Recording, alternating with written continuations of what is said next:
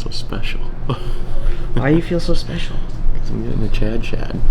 It's only fitting. It is fitting. It makes sense. I don't even know if I know what it is. Well, you're about to find out. Yeah. I feel like maybe I saw something that you guys did. I don't know. I like surprises though. Oh, here he comes.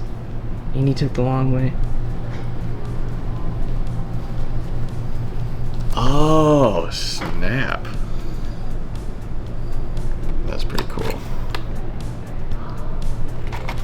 That's pretty cool. The Chad Shad. Chad for Chad. That's pretty wicked, actually. Huh. Oh, she's not coming in here. Okay. So we're hanging out at Waypoint Angler Supply in the heart of Mound, Minnesota on Lake Minnetonka, and kind of going over a tournament recap for the season this far. Been fishing in the Classic Bass Champions Tour. It's an every fish counts format. We've had 2 regular season events with 1 remaining going into then the championship. So we're in good contention this far. Sitting in 25th in the points. They take the top 33, which is half the field of 65.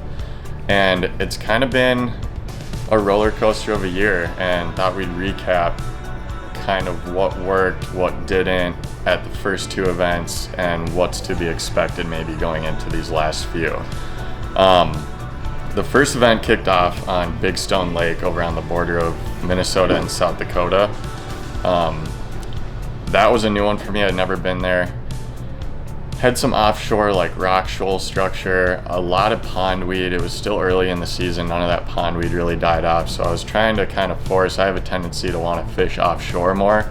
I feel like I can find something maybe away from the crowd, but I just couldn't get that to work. So I kind of started gravitating towards the bank like a lot of others did. It's lined with, the shoreline's lined with docks. It's got kind of some inside weed edges with a bunch of rock on that inner edge against the bank, and my kind of 1-2 punch was covering water in between docks with like a poppin' frog. I was typically using like a Spro poppin' frog or something like that in that inner weed edge line against the bank. The fish tended to be really, really shallow, and as the sun got up and conditions got right, I'd really start focusing on the docks with that shade.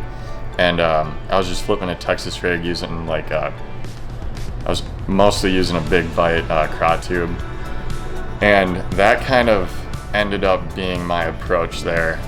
They split the lake in half each time, so they actually, you don't know exactly what that split is until the night before, so I kind of had to just adjust and fish accordingly, fish the moment, and ultimately ended up in 16th place. So good start to the year, can't complain with all that.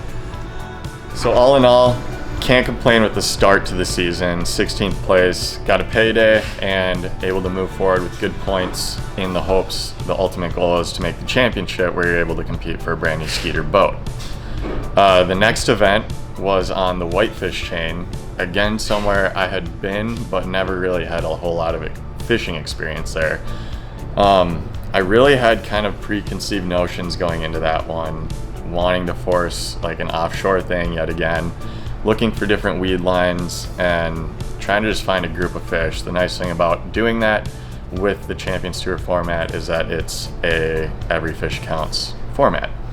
So I wanted to try to find, you know, a few schools out deep, or a few areas that I could kind of hunker in, maybe do some different finesse techniques like a drop shot, a jig worm, maybe a little bit of flipping here and there.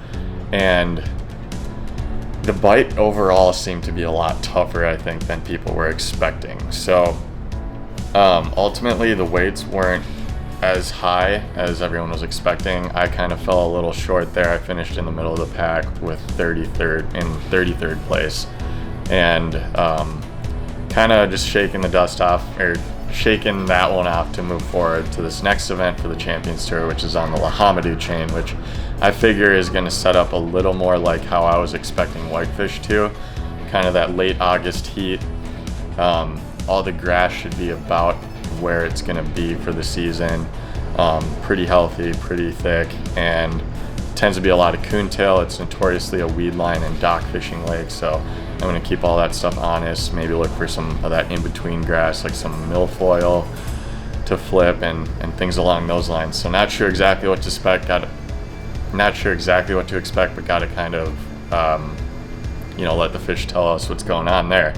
But ultimately sitting in 25th place going into the final regular season event on the Lahamadou chain, and you have to be top 33 to make the championship. So goal is to try to at least do well enough at Lahamadou to make the championship, which is on Rush Lake, East and West Rush Lake, somewhere I have also never been. So I've heard it can be kind of a grimy one there, especially that time of year. So I'm looking forward to putting my head down and kind of going about it, and however I have to try to win me a brand new Skeeter boat. So when it came to Big Stone Lake, talked about throwing a poppin' frog in between those docks on that inner weed edge. So things like the Spro poppin' frog, this is a killer gill color. It's one of my go-tos for that type of scenario. Another favorite is definitely gonna be this Terminator poppin' frog. These tend to be the two that I sort of gravitate towards when it comes to that technique. Aside from that, when I was fishing those docks, I was just using like a Texas rig, 4/0 wide gap hook, and using a, I guess here's a big old bag of them. But you can't go wrong with a big bite Craw Tube. It's like a Minnesota staple. I swear you can catch one on that thing all around the country. So that was a good one. Seemed like it was kind of post-spawn. Sometimes I like that tube style bait. I think it gives it a little bit different fall, but using like a 3/8 ounce to a 1/2 ounce bullet weight pegged and flipping that around the docks or any other kind of grass. There was a little bit of matted like milfoil up around the shorelines too. So after throwing a frog around, I'd flip into those. When it came to the whitefish chain, I'm a sucker for keeping a drop shot in my hand. It's something that I have a ton of confidence in. It's a straight up fish catcher, and you can't go wrong with this little section right here. The good old robo worm.